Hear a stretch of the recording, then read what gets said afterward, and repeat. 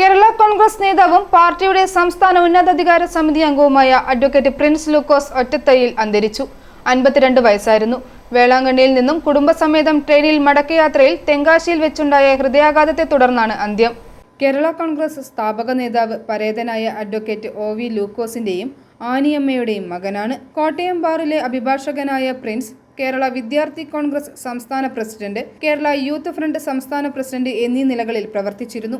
വിദ്യാർത്ഥി യുവജന രാഷ്ട്രീയ രംഗത്ത് സംസ്ഥാന തലത്തിൽ കഴിവ് തെളിയിച്ച പ്രിൻസ് ലൂക്കോസ് MG യൂണിവേഴ്സിറ്റി കൗൺസിലറും യുവദീപ്തി KCYM ഫൊറോന പ്രസിഡന്റ് എന്നീ നിലകളിലും പ്രവർത്തിച്ചിട്ടുണ്ട്.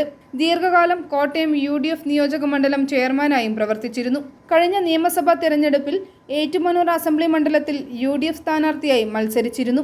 ചങ്ങനാശ്ശേരി പാസ്റ്റർ കൗൺസിൽ അംഗമാണ്. പ്രിൻസ് ലൂക്കോസിനോടുള്ള ആദരസൂചകമായി ചൊവ്വാഴ്ച ഉച്ചകഴിഞ്ഞ് 2 മണിക്ക് കാരിത്താസ് ആശുപത്രിയിൽ നിന്നും നിരവധി വാഹനങ്ങളുടെ അകമ്പടിയോടുകൂടി വിലാപയാത്ര ആരംഭിച്ച് ഏറ്റുമാനൂർ പ്രൈവറ്റ് ബസ് സ്റ്റാൻഡിനോട് ചേർന്ന് പ്രത്യേകം സജ്ജമാക്കുന്ന പന്തലിൽ പൊതുദർശനവും നടക്കുന്നതാണ്.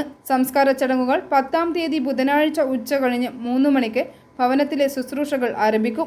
i4u news, Ettumanoor.